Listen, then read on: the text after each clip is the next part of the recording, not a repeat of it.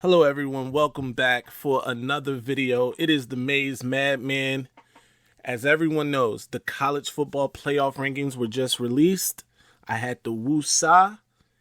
Before I continue, make sure you smash that like and subscribe button. And as you may have already guessed, I'm upset. Michigan outside the top 4 is disrespect.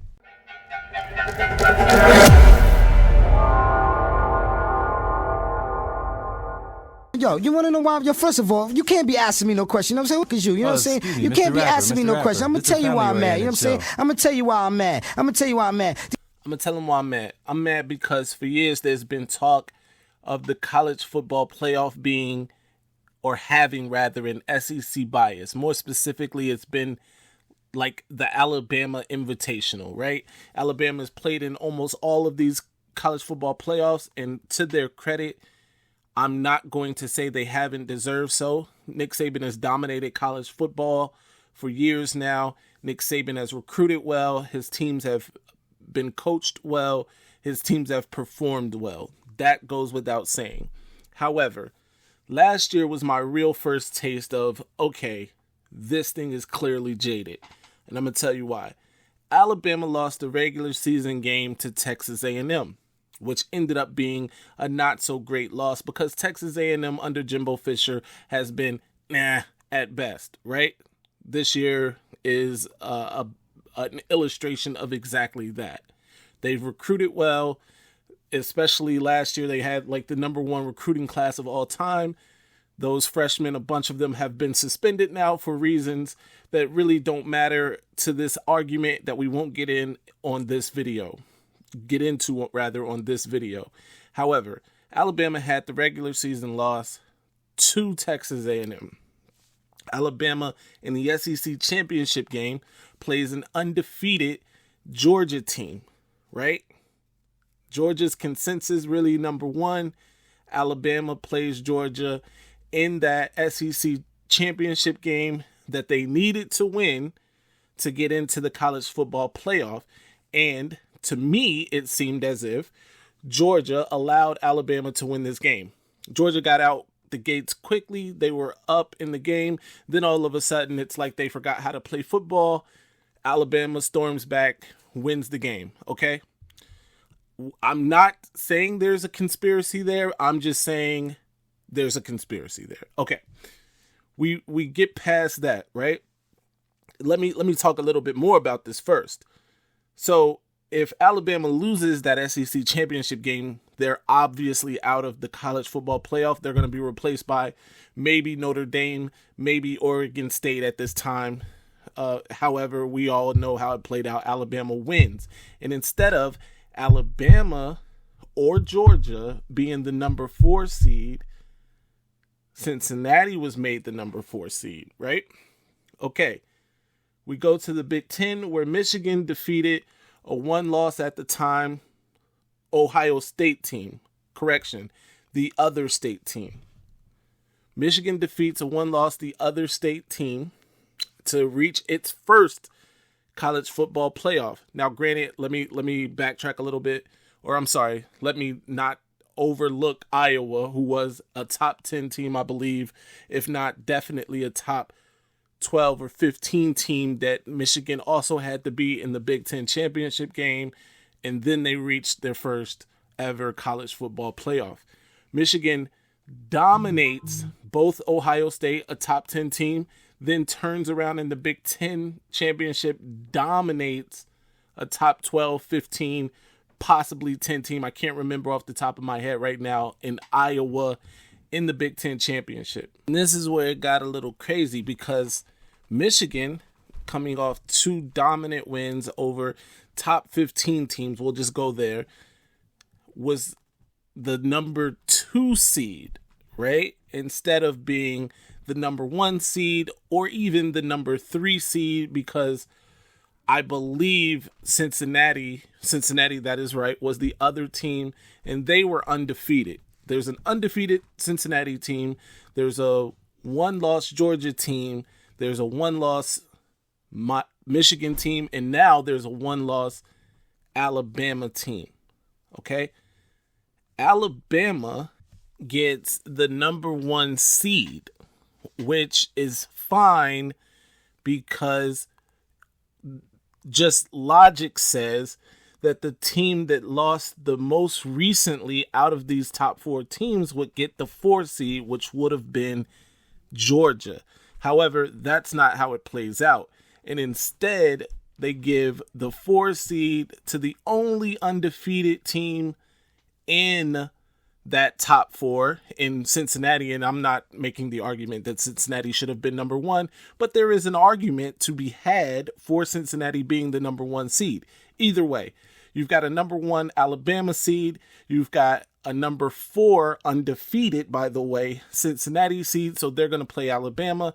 Then you've got a number 2 Michigan seed who had the best loss of all of those teams outside of Georgia, I guess, who lost to now number 1 Alabama because we lost, of course, to little brother, right? Those vile, disgusting, putrid Spartans, right? In the regular season. However, Georgia gets the number 3 seed. Michigan gets the number 2 seed. So now what they have effectively done is separated the SEC teams from playing each other in the first round of the college football playoff, which was the correct thing to do. I'm not saying separating them was the correct thing to do, but they should have played each other in the first round because one of them, right, Alabama, who just won the SEC championship, is the number 1 seed. The other one just lost the SEC championship. They have the freshest loss of any of these 4 teams. They should have been the 4 seed.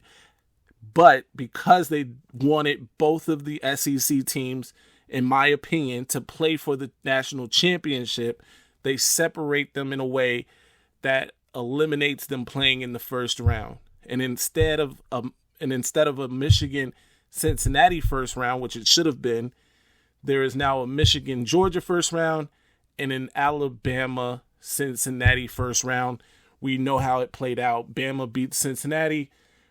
Georgia dog walks Michigan. They play each other in the Natty. Georgia dominates Alabama. Okay, what does all that have to do with today? I'm going to explain. Right now, there are 2 SEC teams in the top 4. There is 1 Big Ten team in the top 4. And then it's rounded out by an ACC team in Clemson in the top 4. Followed by Michigan at number 5 and another SEC team in 1 loss, Alabama at number 6. So effectively, within the top 6, half of those teams are SEC teams, which is bogus. We know it. 2 of the 6 are Big Ten teams, and then there's the lone ACC team, and this is why it's bogus. So they now have North Carolina State and Wake Forest and Syracuse all ranked within the top 25, which now looks like all of those teams that Clemson beat are legitimate teams, which, whether they are or not is a different argument. However, what is not arguable is that Clemson is better than Michigan right now. It's not arguable. I don't want to hear it. Michigan on a neutral field will beat Clemson by multiple scores. Bottom line. That's just it. Moving forward from that, you placed undefeated TCU, who has also beaten a plethora of ranked football teams in the Big 12, at number 7, to place 1 loss Alabama at number 6, who nearly lost to Texas, who did lose to Tennessee, who nearly lost again to Jimbo Fisher in Texas A&M. That would have been the worst loss of the season, by the way. And as it stands, it's the worst win of the season for any of those top 6 teams, right? In terms of its closeness and why and where it should have been. It should not have been that close, and it was. Okay, so there's that. Now you take Tennessee, who in the AP poll, I think may be number 2. They may be number 3. Either way, you take them. They're the number 1 team now, right? and they are going to play the number 3 team, which is another SEC team, Georgia, this week. This Saturday, those 2 teams are going to play. So theoretically, everybody's thinking this is going to work itself out because Georgia and Tennessee have to play each other. The loser is obviously out, but not so fast. And I'm going to tell you why. Because if number 1, Tennessee, loses to number 3 and also a playoff team, Georgia, what do you think the fall from number 1 is going to be for Tennessee? It's going to be feather soft. That's what it's going to be. It's going to be a freaking king-size bed of the softest fur and feather you can think of. It's chinchilla and the rarest duck fur or duck feathers you can find on planet Earth. That's what that fall is going to look like. It's going to be from 1 to 2 or something like that. And that's if Tennessee loses. Now, let's do the juxtaposition. If number 3 and undefeated and defending national champion Georgia loses to the number 1 team in the nation, according to the College Football Playoff Committee, how do you think that fall is going to be? It is going to be similarly feather soft. A California king-size bed filled with the softest leather, the softest fur, the softest down feathers, okay? It's going to be dove feathers, white dove, turtle dove feathers. Going to be chinchilla fur, the rarest Siberian tiger. I think it's only 16 of those in the wild. I'm exaggerating, but it's something like that. And it's going to be, I don't know, American bison leather. That's how soft that fall is going to be for that team if they lose to the other team. And we know one of those teams is going to lose. Now, you take number 2. The other state occupies the number 2 seed. We know the other state and Michigan are going to have to see each other at some point. But if you keep them out of the top 4, then that loss either looks very bad for somebody. And when I say very bad, I'm just talking about it's a outside of the top 4 loss. Obviously, it's not a very bad loss or very good for someone, which eliminates the 2 top dogs in the Big Ten, at least one of them. But it's somehow, they have somehow secured a situation where 2 SEC teams can again make this college football playoff, and it is very upsetting. I'm upset. And before my blood pressure gets any higher, I'm going to log off. Make sure you hit the like and subscribe button. Make sure you subscribe the Week 0 Productions YouTube channel. They are listed here.